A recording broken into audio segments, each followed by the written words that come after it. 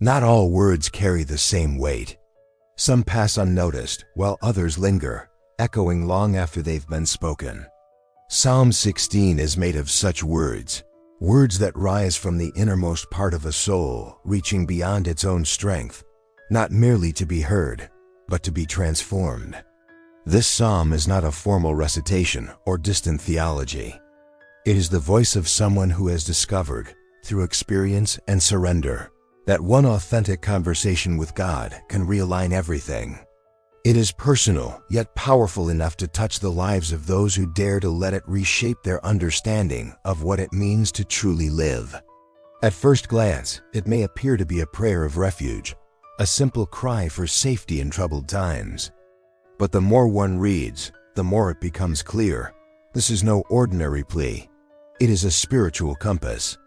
Every verse reveals another layer of what it looks like when the heart begins to shift from self-dependence to sacred alignment.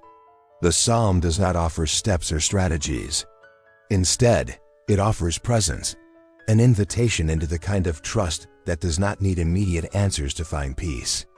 In this way, Psalm 16 becomes more than scripture. It becomes a mirror, reflecting what the soul longs for but often cannot name. Many seek change through action. They chase progress, rearrange plans, or attempt to fix themselves from the outside in. But what if the transformation the soul truly needs begins not with doing more, but with praying differently? What if the entire trajectory of a life could turn on the hinge of a single surrendered sentence? That is the hidden promise of Psalm 16. It teaches that when the heart opens in honesty and humility before God, something unseen begins to move. This psalm is not built on poetic elegance alone. It is structured around spiritual clarity. It is the articulation of someone who has found the true source of goodness, safety, joy, and direction, and who no longer wants to live in any other way. The words do not rise from crisis alone, but from communion. They are spoken by a soul that has learned, often through the fire of life, that divine presence is not just comfort, it is everything. It is no small thing to say with sincerity, "Apart from you, I have no good thing." That kind of confession does not come from borrowed belief. It is born in the quiet places where God becomes more than a concept. It is shaped in the stillness where prayer is no longer about performance, but about presence. Psalm 16 captures that stillness. It becomes the sacred ground where divine identity meets human vulnerability, and where trust is not merely spoken, but lived. In that space, the soul discovers that what it longs for most is not resolution, but relationship. For anyone standing at the crossroads of decision, disillusionment, or desire for something deeper, Psalm 16 offers more than comfort, it offers direction. It gently points the heart back to the one who steadies all things, not with control, but with compassion. And in doing so, it teaches that your destiny is not locked in the patterns of your past or the weight of your present. It is shaped moment by the one who listens when you pray, "Keep me safe, for in you I take refuge." One prayer, spoken in truth, can shift everything. There is something deeply human about the desire for safety. It is not merely a physical need, though it often begins there. Beneath the surface, the cry for safety reveals a longing for stability in a world that constantly moves, changes, and breaks its promises. When the psalmist opens with the words, "Keep me safe, my God, for in you I take refuge," he is speaking not from comfort, but from awareness. Awareness of the fragility of life, of the unpredictability of circumstances, and of the truth that strength alone is never enough. This verse is not just a petition, it is a declaration. It names the one true source of security. It acknowledges that the soul, if left unanchored, will be tossed by the storms of life. But when it takes shelter in the presence of God, it finds a peace that circumstances cannot disturb. The word refuge is not casual. It paints a picture of something solid and enduring, a place built not of stone, but of presence, a spiritual stronghold that cannot be shaken by the chaos outside its walls. In a world where everything can change in a moment, A diagnosis, a phone call, a broken relationship, a lost job. There is something profoundly steady about the refuge God offers. The psalmist is not naive to the dangers around him. His prayer arises from real vulnerability. But he has found something greater than fear. He has found a hiding place, not to escape reality, but to endure it with peace. The refuge of God is not an avoidance of life. It is an anchor within it. It steadies the mind when anxiety comes uninvited. It quiets the heart when noise surrounds. It strengthens the spirit when weakness sets in. This refuge is not only for crisis moments. It is for every moment. It is the continual turning of the heart toward the one who never turns away. When everything else feels unsure, God remains unchanged. And that unchanging nature becomes the shelter where the soul can rest. People often look for safety in predictable routines, in controlled environments, in possessions and plans. But all these things can crumble. Even the most secure systems can fail. The prayer of Psalm 16 verse 1 does not begin with confidence in human ability. It begins with surrender. The psalmist admits what many try to deny, that he cannot protect himself fully, that the real safety he needs goes beyond locks and strategies. What he needs is God, not as an idea, but as a refuge. Spiritual refuge is more than comfort. It is transformation. It changes how a person sees the world. When you know where your safety lies, fear loses its authority. When you dwell in the presence of God, external instability cannot control your internal reality. That kind of security is not loud. It is not flashy. It is quiet, constant, and profound. God's refuge is not limited by geography or circumstance. It is not found only in peaceful places. It can be accessed in hospital rooms, in courtroom hallways, in lonely nights and anxious mornings. It is a sanctuary that travels with the heart that seeks it. The moment you turn to God and say, "Keep me safe," you are not just asking for protection.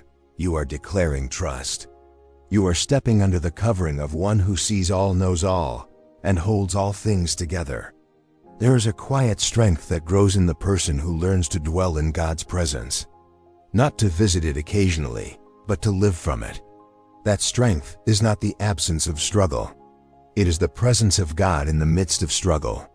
It is the stillness that comes not because the world is quiet, but because the soul has found its home. In Psalm 46 verse 1, it says, "God is our refuge and strength, an ever-present help in trouble." This is not poetic exaggeration. It is spiritual reality. The same Spirit who inspired the psalmist to pray for safety also invites every heart today to take refuge. Not after everything is fixed, but while everything is still in motion. That is the miracle of divine refuge. It is not dependent on what is happening around you. It is built on the unchanging faithfulness of God.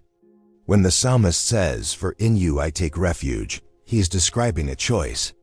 A daily, sometimes hourly decision to bring fear, anxiety, and uncertainty into the presence of God instead of carrying them alone. It is not always dramatic. Sometimes it is as simple as a quiet breath and a whispered prayer in the middle of the day. But each time the heart chooses refuge, it becomes stronger, calmer, more aligned with heaven. There are many things in life that can offer temporary comfort, but only one can offer lasting peace. That peace is found not in the absence of danger, but in the presence of God. The psalmist knows this. And he knows that real safety does not mean the absence of pain, but the presence of purpose even in pain. That is what makes this verse so powerful. It is not just a request, it is a resting place. To live in the truth of this verse is to live with a new kind of confidence, not the kind that demands control, but the kind that walks in surrender. It is the confidence of one who knows that no matter what happens, they are held. That even when they do not understand the path, they are not alone on it. And that is where true security begins. Not with answers, but with presence. Psalm 16 verse 1 is an invitation to every heart that feels overwhelmed, uncertain, or afraid. It is a reminder that refuge is not a place to be found later. It is a presence to be embraced now. And in that presence, everything changes. There are truths that must be lived to be truly understood.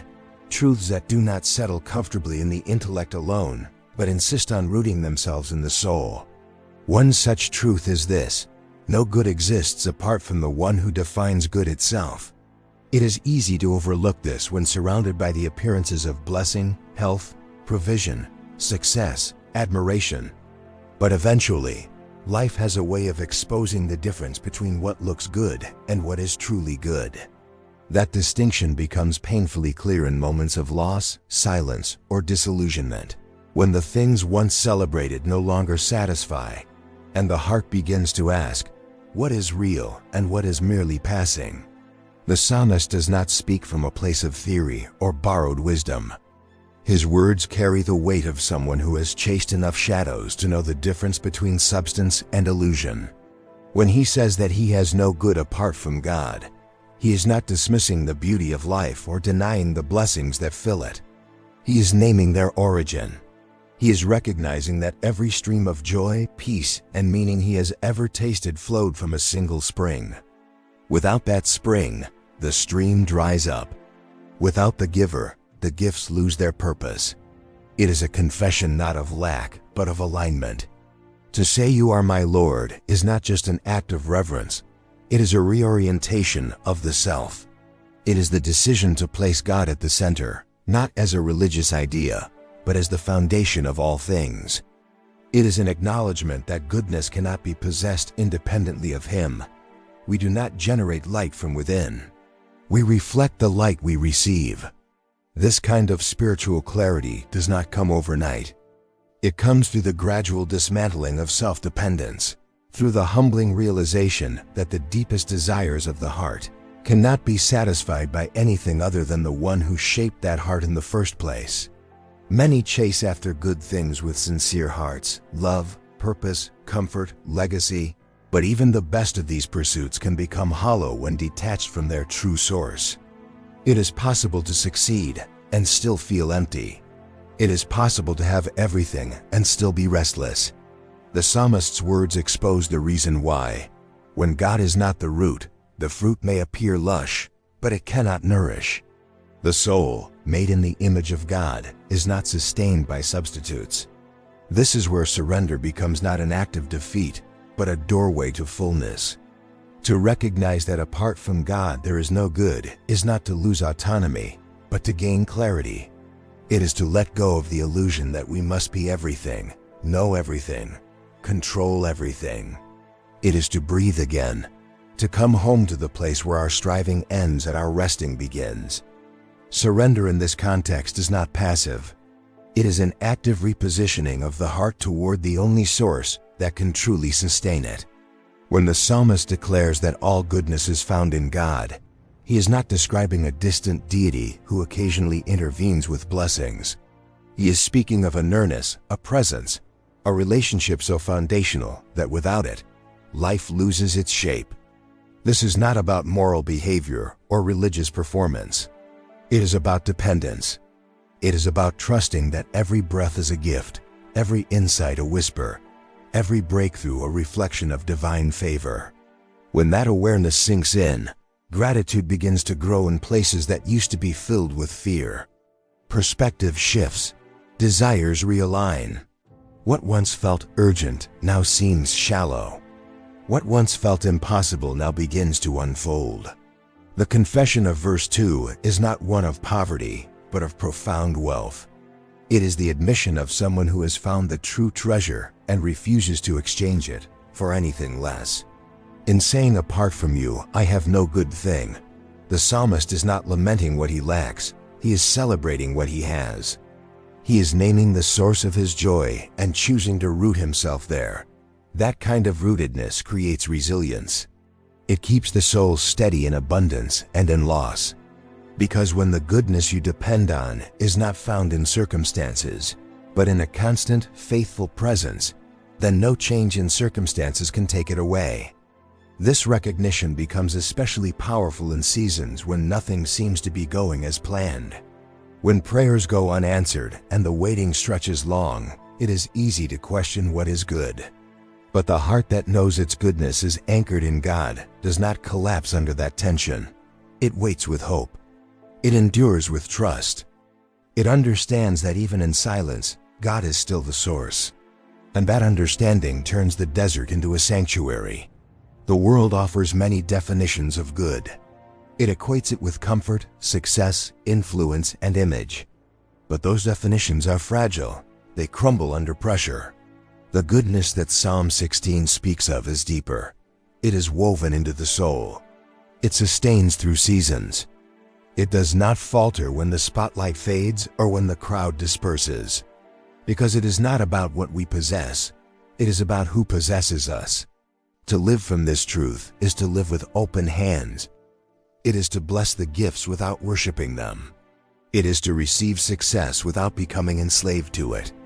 It is to love relationships without depending on them for identity. It is to enjoy beauty without idolizing it. And in all things, it is to continually return to the source, saying again and again, "You are my Lord, and apart from you, I have no good thing." Such a life is not marked by lack. It is marked by deep contentment, a quiet joy, a peace that does not need explanation. It is the fruit of a heart that has been reoriented from self toward surrender, from independence toward intimacy, from achievement toward abiding. It is not always loud. It is not always seen, but it is unshakably real, because it is rooted not in what is temporary, but in what is eternal.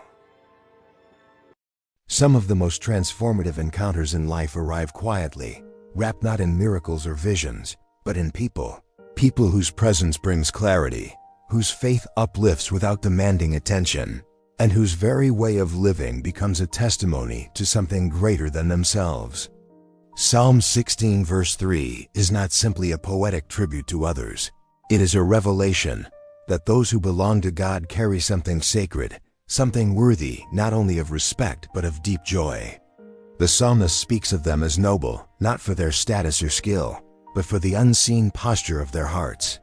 Their nobility is not found in what the world calls great, but in what God calls pure. In a world preoccupied with individual success, where relationships are often reduced to transactions and connections measured by utility, this verse offers an entirely different lens. It shows that those who walk faithfully with God are not mere background figures in our story. They are central to it. They are not here by coincidence or convenience, but by divine arrangement. Whether they arrive as mentors, friends, encouragers, or quiet examples, their presence is never accidental. They are placed by God as reminders of His character and as instruments of His love. To delight in them is to recognize that part of God's goodness flows through human vessels. It is no small thing to find yourself surrounded by people whose lives reflect something eternal. Their words carry weight not because they are loud, but because they are rooted. Their joy endures not because everything is perfect, but because their trust runs deep. Their strength is not in domination, but in gentleness. These are the ones who do not need to advertise their faith. It radiates from them in how they listen, how they forgive, how they stand firm without becoming hard. They do not compete, they complete. They do not distract, they draw others closer to what matters most. And the psalmist does not merely tolerate them or acknowledge them with formal reverence. He delights in them. He finds joy in their company, rest in their presence, and strength in their example. This kind of delight is not based on agreement in every opinion or perfection in every behavior. It is based on shared pursuit. It is the joy that comes from walking side by side with others whose hearts are oriented toward this same light. In a world full of voices pulling in every direction, such alignment is not only refreshing, it is essential. There is something healing about being known and loved by those who are also known and loved by God. The community of saints is not built on personality, but on purpose. It is not about how similar we are, but about how unified we are in Him. And that unity, when embraced, becomes a place of safety, sharpening, and spiritual growth. God did not design us to be spiritually self-sufficient. He formed us to need one another, not out of weakness, but out of wisdom. The saints become living reminders that God's work is never solitary, and His purposes are often carried through many hands. In the unfolding of destiny, the right relationships often mark the difference between clarity and confusion. A word spoken at the right moment, a prayer offered in secret, a shared silence that speaks more than words. These are not small things. They are signs of a God who works through people. The noble ones, as the psalmist calls them, are not rare because they are few, but because we often fail to recognize them. Their greatness lies in their surrender, their delight in God, and their quiet faithfulness when no one else is watching. To delight in the saints is to see others not as obstacles or competitors, but as reflections of the same grace we ourselves depend on. It is to honor what God has deposited in them, to celebrate their growth, and to walk beside them not with judgment, but with joy. This delight becomes a form of worship, an expression of gratitude for the ways God reveals Himself through human lives. It is a countercultural way of living that resists the pull of cynicism and chooses to see the divine in the everyday company of faithful people. And perhaps most importantly, this perspective reshapes how we see ourselves. If others are called noble, not because of their fame but because of their faith, then the same invitation extends to us. To become one in whom others can delight is not to become flawless, but to become faithful. It is to live in such a way that others find courage, peace, or clarity when they are near. It is to reflect the light we have received, and to walk humbly with those who do the same. In a time when true connection feels increasingly rare and spiritual loneliness runs deep, Psalm 16 verse 3 stands as both a comfort and a calling. It reminds us that we are not alone, and that the people God places around us carry eternal significance. Their friendship is not just a blessing, it is part of the journey. To delight in them is to align with God's own heart, for He delights in them too. Not every path that begins with passion leads to purpose. Some trails, even those paved with good intentions, drift subtly away from their origin until they empty into barren places. The psalmist's voice in verse 4 cuts through the illusions with unsettling clarity. Those who pursue other gods do not find more, they find sorrow. The imagery here is not vague. It evokes the picture of people in motion, actively chasing, investing, reaching for something that promises life yet delivers emptiness. And what makes this tragedy more piercing is how quiet and slow that drift can be. Idolatry today rarely resembles the ancient statues and altars of centuries past. It wears newer clothes, speaks modern languages, and hides behind values that seem harmless on the surface: success, influence, beauty, independence, even comfort. But the essence remains unchanged. The heart turns toward something created and begins to expect from it what only the Creator can provide. The shift is often imperceptible at first. A small compromise here, an unchecked desire there, a growing silence where once there was prayer, and slowly the center moves. The psalmist does not describe these people as passive observers. They are runners. They are in pursuit. Their energy is not absent, it is misdirected. That is what makes idolatry so deceptive. It does not always look like rebellion. Sometimes it looks like ambition. Sometimes it looks like devotion to a cause, a dream, or even a relationship. But when any of these take the throne meant only for God, sorrow is not just a possibility, it is the end of the path. This verse does not say that sorrow strikes immediately. That is part of the danger.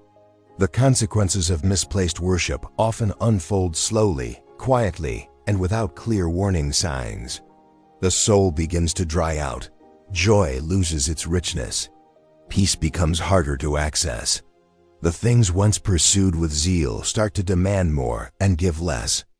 There is always a cost when we give sacred attention to things that cannot carry it. And the price, though paid in small increments, adds up over time. One of the most dangerous aspects of idolatry is its ability to hide in plain sight. It rarely announces itself. Instead, it invites. It flatters. It convinces the heart that it is still centered on God, while simultaneously drawing affection, trust, and hope elsewhere. That is why this warning matters so deeply. It is not directed only at those who have obviously strayed. It is spoken to the attentive, the faithful, the ones who would never knowingly replace God, but who live in a world filled with distractions, crafted to seem worthy of their worship. The sorrow the psalmist describes is not merely circumstantial, it is spiritual. It is the heaviness that settles when the soul no longer finds its nourishment in God. It is the disorientation that comes when we try to build identity on unstable ground. It is the grief of waking up one day and realizing we have traded what is eternal for what is temporary. That kind of sorrow runs deep. It does not fade with entertainment or productivity. It lingers until the heart returns to its true source. This verse is not merely a warning. It is an invitation to examine the direction of our devotion. It challenges us to ask where our energy flows, what occupies our thoughts, what drives our choices. Worship is not confined to music or ritual. It is the way we live, the way we hope, the way we assign meaning and value. And when that worship is misplaced, even subtly, it sets off a chain of consequences that eventually leads to a spiritual famine. There is also a kind of sorrow that accompanies clarity. The sorrow of realizing we have been pouring ourselves into things that cannot hold us. But that sorrow, painful as it may be, can also be redemptive. It can lead us back. It can stir a holy hunger. It can purify desire and reawaken longing for what truly satisfies. In that sense, even the sorrow of idolatry can become a tool in God's hands, not to punish, but to awaken. The beauty of truth is that it not only confronts, it heals. This verse may be heavy, but it is not hopeless. It exposes the false paths so that the true path might shine more clearly. It names the sorrow so that joy might be restored. And in doing so, it does not push us away. It pulls us inward, back to the place where worship is pure, where affection is rightly placed, and where peace runs deep again. To respond to this warning is not to fear every desire, but to surrender every desire. It is to return again and again to the question, does this draw me closer to God, or does it quietly pull me away? That kind of introspection is not a burden, it is a blessing. It keeps the heart soft, it keeps worship clean, and it keeps sorrow from becoming the defining sound of our story. The psalmist's insight is both ancient and timeless. Whether in the form of golden statues or glowing screens, the idols may change their shape, but their effect remains the same. They promise fulfillment, but leave the soul empty. They mimic glory, but lack power. They stir desire, but never deliver peace. Only when our worship returns to its rightful place does life begin to realign. Only then does the sorrow begin to lift. Some truths do not rush to the surface. They wait quietly beneath the noise, like hidden springs beneath dry ground, waiting to be discovered by a heart that is no longer satisfied with the shallow. The words of Psalm 16 verses 5 and 6 emerge from that deeper place, not as lofty ideas but as lived convictions. Lord, you alone are my portion and my cup. You make my lot secure. The boundary lines have fallen for me in pleasant places. Surely I have a delightful inheritance. These are not the words of someone clinging to borrowed faith. They are the voice of someone who has chosen, not been forced, not persuaded, but chosen to root their life in something far more lasting than circumstance, success, or security. To speak of God as one's portion is to draw from a language older than kings and kingdoms. It is the language of inheritance, of covenant, of sacred allotment. In ancient Israel, the land was divided among tribes and families, a tangible representation of their future and identity. But the tribe of Levi, set apart for God's service, received no land. Their inheritance was not found in acres or fields, it was found in God Himself. To say you are my portion is to make that same confession. It is to declare that all I need is already mine because He is mine. It is to shift the measure of fulfillment from what I possess to whom I belong. And the metaphor deepens with the mention of the cup. In biblical language, the cup often symbolizes one's destiny, both in joy and in sorrow. To say that God is my cup is to entrust Him with everything that life pours into my hands. Whether it is bitter or sweet, empty or overflowing, the focus is not on the content, but on the one who holds the cup. This is not resignation, it is confidence. It is the settled assurance that no matter what life contains, I am not defined by the moment, but by the one who governs it. There is a kind of rest that comes when a soul no longer fights for its place, when it stops measuring itself against others or grasping for more. The psalmist speaks of boundary lines falling in pleasant places, not as a result of his efforts, but as a reflection of divine design. This is not about settling, it is about settling in. It is not about having the best of everything. It is about knowing that what I have is blessed. The boundary lines are not confining, they are confirming. They mark a territory shaped by grace, not ambition. A space where calling and contentment meet. In a world constantly pushing for more, where satisfaction always seems just out of reach, these verses offer a radical alternative. They speak of contentment not as complacency, but as clarity. When God is seen as portion and inheritance, then life begins to stabilize. Fear loses its grip, envy begins to dissolve. The frantic search for identity gives way to quiet assurance. This is not because the world has changed, but because the soul has finally come home. To live from this place is not to deny ambition or dismiss desire. It is to allow those desires to be shaped by trust rather than control. It is to let God define what is enough.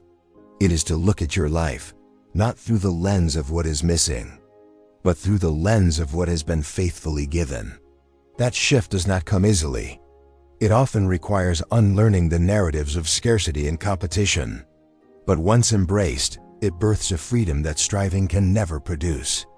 The psalmist is not saying that every part of life is perfect. He is saying that every part of his life, however it appears, is held by a perfect God. He is choosing to see his inheritance not as a distant future, but as a present reality. And that choice transforms his perspective. What once may have felt like limits now becomes evidence of intentionality. What once stirred comparison now fuels gratitude. This is the power of seeing life through the lens of portion and cup. There is something profoundly personal in this language. It is not about general theology or communal blessing. It is about relationship, my portion, my cup, my inheritance. These are words of belonging, not just belief. They speak of a God who is not simply out there, but right here. A God who does not distribute blessings like a distant ruler, but who walks beside his people as their very reward. And when that reality takes hold, contentment is no longer fragile. It is not tied to performance or outcomes. It is rooted in presence. Even in seasons of waiting or wilderness, these verses remain true. The portion does not change because the season does. The inheritance is not revoked because the path becomes unclear. The one who chooses God as portion learns to carry peace even in unanswered prayers, to remain anchored when everything else shifts. And this peace is not passive, it is powerful. It makes room for courage. It gives birth to joy that does not require explanation. It invites a life marked not by striving, but by stability. These lines invite every heart to ask a deeper question. What have I chosen as my portion? What do I depend on to define me? To fulfill me, to secure me? If it is anything less than God, it will eventually falter. But if He is the center, the inheritance, the cup, then even the most uncertain future becomes secure. The psalmist's words are not wishful thinking. They are the settled speech of someone who has looked at every other source of worth and found them wanting. He has placed his hope in the only one who never fails. And because of that choice, his lot is secure, his boundaries pleasant, and his heart at rest. Not all instruction comes in the daylight. Some of the most profound lessons unfold when the world is asleep and the noise has finally died down. There is a sacred dimension to the night, a quieting of the external that makes space for the internal to rise. Psalm 16 verse 7 touches on this beautifully. Not only does the Lord counsel, but even in the dark hours, when clarity seems farthest away, the heart still whispers truth. It is in this stillness that the deepest counsel is often received, not through words shouted across a crowd, but through impressions that emerge softly, like dawn breaking over uncertainty. Spiritual instruction is not confined to structured environments. It is not limited to formal teaching, nor does it always come through other people. The psalmist speaks of a dialogue that continues in silence, a divine mentoring that unfolds in solitude. These nighttime lessons are not the result of effort, but of availability. They emerge when the soul has been stilled enough to listen and softened enough to receive. Often, they come not in answers, but in presence, not in clear direction, but in renewed trust. What happens in the night is rarely seen by others, yet it is in those private hours that character is formed and convictions are tested. It is easy to appear grounded when surrounded by affirmation, when days are filled with achievement or encouragement. But when the lights are off and distractions fade, the soul is left alone with its questions, its longings, its regrets. And it is in that raw and vulnerable state that God often draws near with a wisdom that is neither loud nor rushed. This verse does not speak of anxiety that keeps one awake, but of a different kind of wakefulness, a spiritual attentiveness, a quiet stirring within that knows the night is not empty. For the one who walks with God, even the night carries meaning. In the absence of human voices, the divine voice becomes clearer. In the space where productivity ceases, revelation begins. There is a kind of learning that can only happen when everything else is still. The psalmist does not describe a dramatic encounter or a supernatural vision. He speaks of his own heart instructing him, as if the truths God has already planted within begin to rise and reassert themselves when given room. This is the fruit of a life that has been saturated with divine presence, so that even in solitude, truth continues to echo. It is not about hearing something new every time, but about remembering what is already known, about reconnecting with the deep currents of wisdom that often get buried beneath the rush of daily life. There is something profoundly healing about being taught in the night. It is not the time most people expect transformation. But perhaps that is the point. God does not need grand stages or perfect conditions to speak. He simply needs a heart that is willing. And often, that heart becomes most open when the world stops asking for attention, when the pressure to perform fades, and when the soul, stripped of its armor, simply listens. The nighttime counsel described here is a gift, but it is also a discipline. It requires space. It requires attentiveness to the inner world, to the patterns of the soul, to the voice that does not force itself, but always speaks when invited. It is a practice of noticing the gentle impressions, the quiet convictions, the thoughts that carry peace even when they challenge. These are not fleeting emotions. They are traces of divine presence, pressing into the inner life with purpose and tenderness. In a culture that values constant motion and measurable output, this kind of learning may seem inefficient or unnecessary. But those who have walked through darkness and come out deeper know otherwise. They know that what is formed in the night shapes what is lived in the day, that the insights gathered in solitude become the foundation for strength in public, that when the heart has been taught to listen in stillness, it becomes more stable in noise. This verse invites reflection not only on what God says, but when He chooses to say it. And in doing so, it reframes the night, not as an interruption, but as an invitation. Not as a problem to solve, but as a holy classroom where the deepest truths are whispered. These moments often go unnoticed by the world, but they do not go unnoticed by heaven. For it is in those moments that God gently rearranges the soul, plants seeds of peace, and confirms direction without fanfare. Even when clarity does not come immediately, the very act of listening changes something within. It creates room. It shows trust. And over time, That quiet, consistent posture births insight that no book or broadcast could ever provide.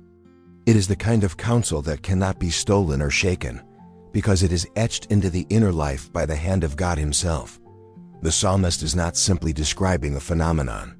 He is revealing a lifestyle, a rhythm where communion with God is not confined to daylight hours or public worship, but continues unbroken through every watch of the night. That kind of relationship cannot be manufactured. It must be cultivated through patience, through silence, through openness. But once formed, it becomes a source of lasting strength. There are days when the winds of life seem determined to uproot everything that once felt stable. Expectations collapse, relationships fracture, the future becomes obscured, and the very ground beneath the soul begins to tremble. In such moments, strength drawn from circumstances fails quickly, and confidence rooted in success or certainty proves fragile. Yet the psalmist speaks with startling assurance, not of a life free from storms, but of a posture so anchored that even when the storm rages, he remains unshaken. His declaration is not born of denial, but of unwavering focus. I keep my eyes always on the Lord. With Him at my right hand, I will not be shaken.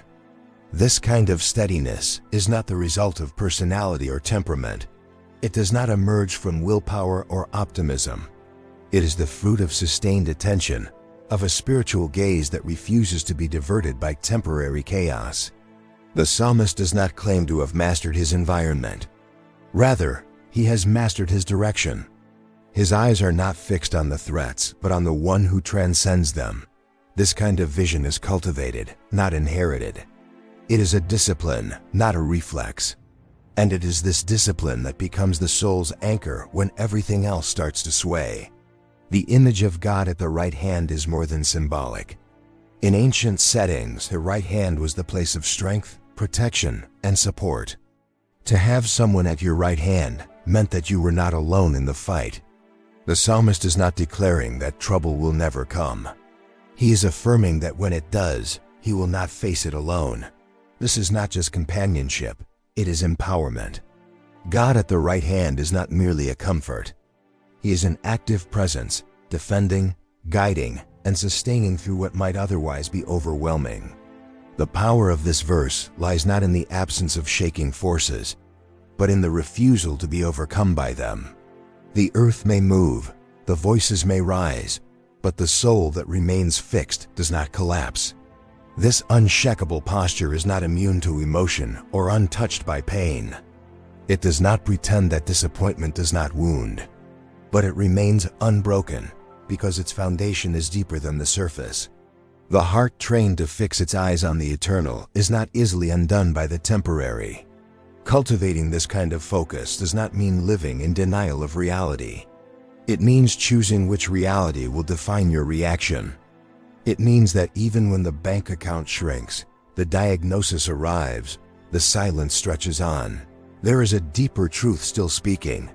The Lord is near, the Lord is present, and the Lord is unchanging. It is this truth that stabilizes. It is not a formula, but a relationship, one built through time, through worship, through choosing again and again to look up rather than give in. Resilience in the spiritual life is not about becoming hardened or emotionally detached. It is about becoming so deeply rooted in divine presence that external events no longer determine internal peace. The psalmist is not boasting of personal strength. He is boasting of divine nearness. It is God's proximity that makes the difference. When the Holy One stands at your right hand, fear begins to lose its vocabulary. The weight of the unknown begins to lift. And the heart, even while still surrounded by questions, begins to stand taller. This verse does not only inspire, it instructs. It shows the necessity of discipline and devotion. The psalmist does not say he occasionally looks to the Lord. He says he keeps his eyes always on Him. This speaks of consistency, of repetition, of building habits of trust that outlast the momentary crisis. It is not the emergency glance in times of danger, but the continual gaze that shapes the soul's orientation. This constant looking is what enables constant steadiness. In a culture addicted to distraction, to noise, to endless stimulation, the ability to maintain spiritual focus becomes a rare and powerful strength. It is not a denial of complexity, it is clarity within it. The more the eyes are trained on God, the less they are swayed by the ever-changing tides of public opinion, emotional reaction, or external pressure. That clarity does not make the storm disappear, but it renders it powerless to define the heart. And perhaps most remarkably, this steadiness is not reserved for the few. It is not a spiritual elite who alone can declare such confidence. It is available to any who would choose to fix their gaze. The invitation is open, to shift attention from the shifting sands to the solid rock, to build reflexes of faith rather than habits of fear. This is not a momentary decision, but a lifelong orientation. And from it flows the courage to move forward even when the path is unclear. The soul that has learned to stand in this way becomes a signpost to others, a quiet testament that stability is possible, that peace is not reserved for the undisturbed, but for the deeply rooted. This is the fruit of intimacy, not ignorance. It is the confidence that comes from knowing who stands beside you, not because of how you feel, but because of who He has promised to be. There are moments when a passage of Scripture seems to open like a window into another world, not a world detached from this one, but a realm where the soul breathes more freely, where the shadows of fear no longer darken the horizon, and where joy is not a flickering emotion, but a foundational reality. In Psalm 16 verses 9 through 11, the psalmist turns the corner from trust into triumph, from inner resolve to outward rejoicing.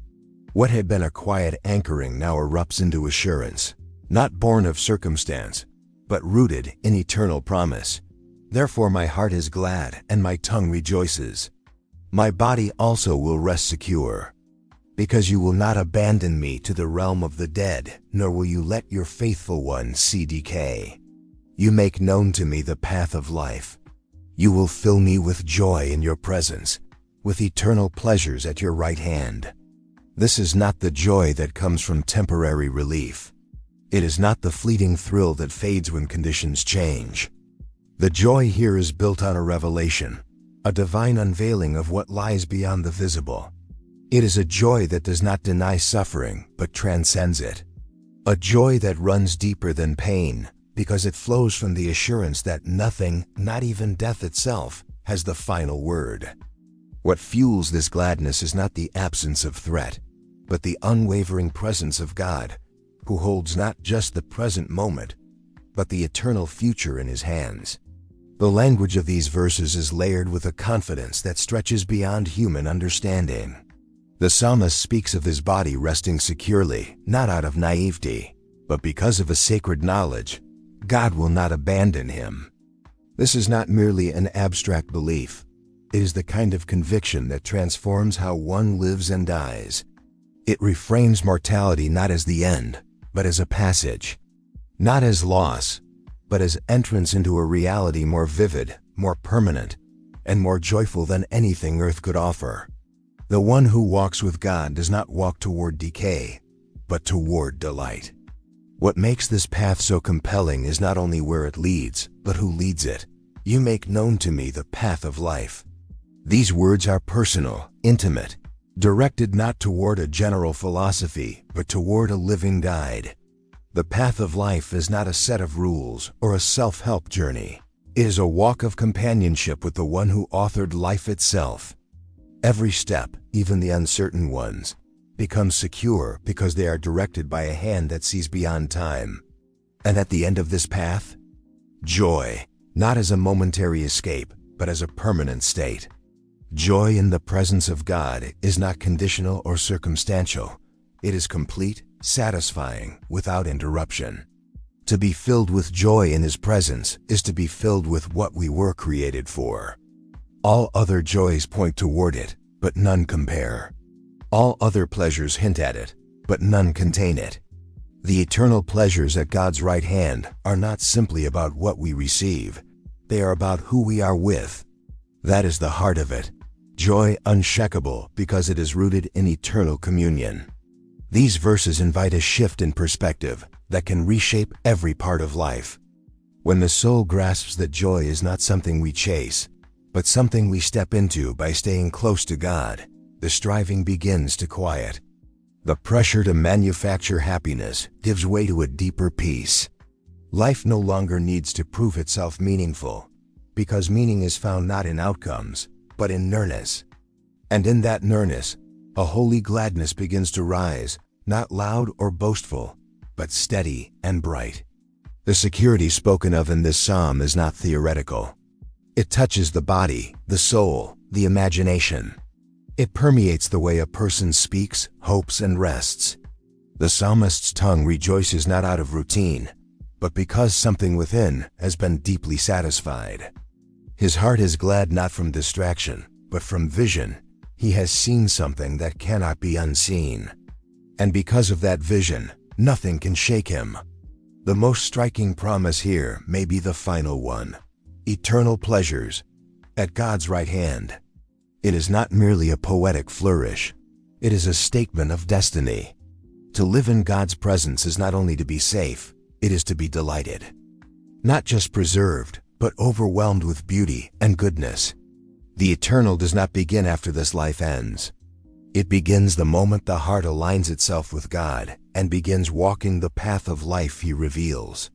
That path may run through valleys and wilderness, but its destination is glory. And even along the way, there are signs of it, glimpses of joy that defy explanation, moments of wonder that whisper of what is to come. This is not escapism, it is the highest realism. To live in the joy of the Lord is to live with eyes wide open, not blind to pain, but aware of something greater. It is to rest not in control, but in communion. It is to measure success not by gain, but by nearness. This joy does not depend on changed conditions, but on unchanging presence. And in that presence, everything finds its place. Some prayers echo beyond the moment they are spoken.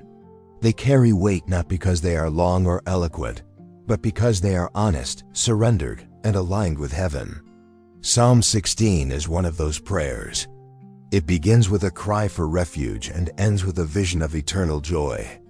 It moves from vulnerability to unshakable confidence, from seeking protection to finding fullness. And in this progression, something sacred unfolds, not just a record of one man's devotion, but a roadmap for anyone longing to experience a shift in their destiny. The psalmist does not offer a formula, he offers a life reoriented. Each verse reveals a layer of surrender, a turning of the heart away from illusion and toward the unshakable truth of God's presence.